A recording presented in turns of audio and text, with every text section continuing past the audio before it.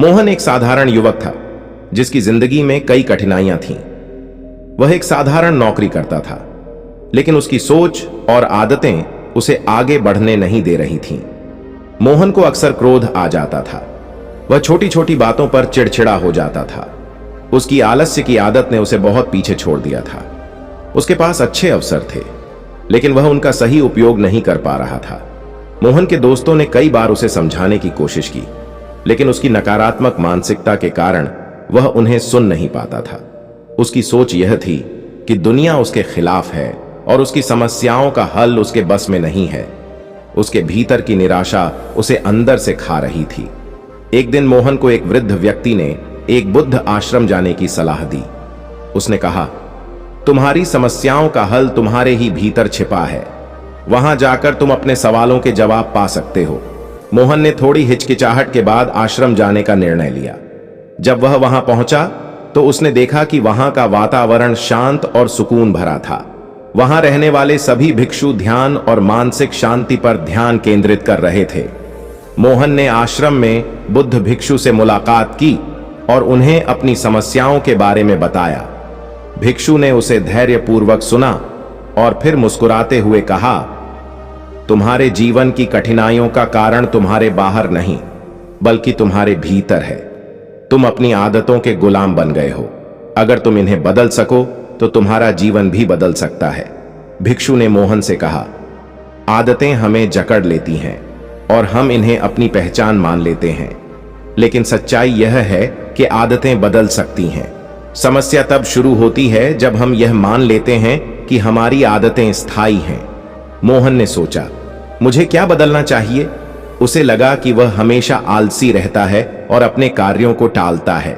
भिक्षु ने कहा, आलस्य और नकारात्मकता ऐसी आदतें हैं जो तुम्हारे जीवन को नियंत्रित कर रही हैं।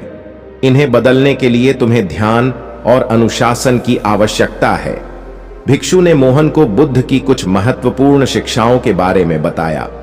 बुद्ध ने कहा था कि इंसान का सब बड़ा शत्रु उसका स्वयं का मन होता है।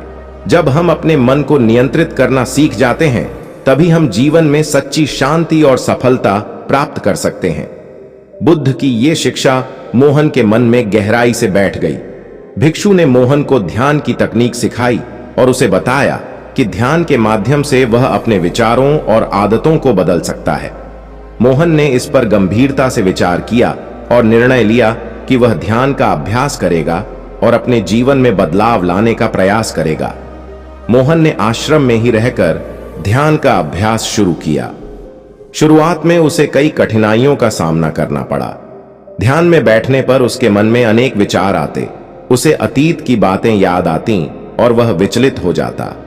लेकिन भिक्षु ने उसे बताया कि यह प्रक्रिया सामान्य है। जब हम अपने मन को शांत करने का प्रयास करते हैं तो वह विरोध करता है, लेकिन धीरे धीरे हम उस पर नियंत्रण पा सकते हैं।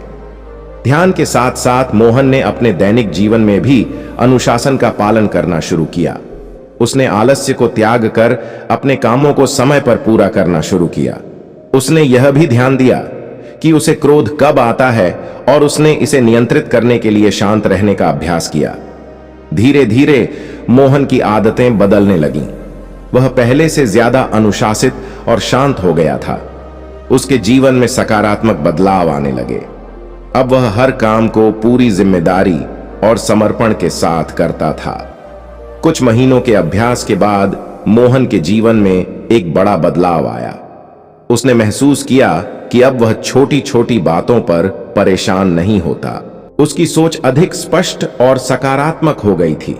उसने अपनी नौकरी में भी बेहतर प्रदर्शन करना शुरू कर दिया। उसे पदोन्नति मिली और लोग उसकी प्रशंसा करने लगे। मोहन को अब समझ में आ गया था कि सफलता का असली रहस्य हमारे मन और आदतों में छिपा है। जब हम अपने मन को शांत और नियंत्रित करते हैं तो जीवन की हर समस्या का हल हमें मिलने लगता है।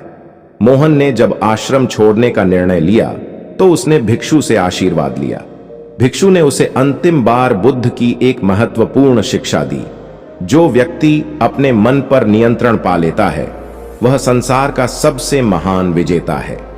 मोहन ने इस शिक्षा को अपने जीवन का आधार बना लिया और आगे बढ़ता रहा।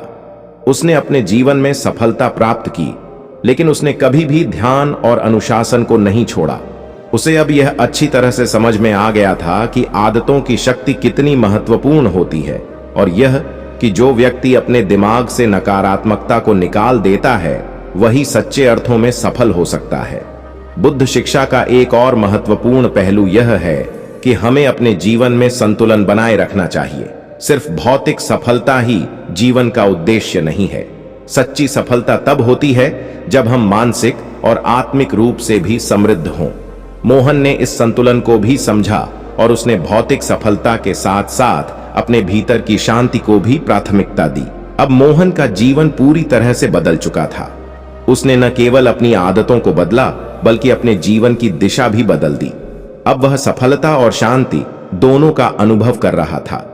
दोस्तों, ये कहानी से हमें यह सीख मिलती है कि हमारी आदतें हमारे जीवन की दिशा तय करती हैं। अगर हम नकारात्मक आदतों के गुलाम बन जाते हैं तो हमें सफलता मिलना मुश्किल हो जाता है। लेकिन अगर हम बुद्ध की शिक्षाओं के अनुसार अपने मन और आदतों पर नियंत्रण कर लेते हैं तो हम जीवन में शांति और सफलता दोनों प्राप्त कर सकते हैं।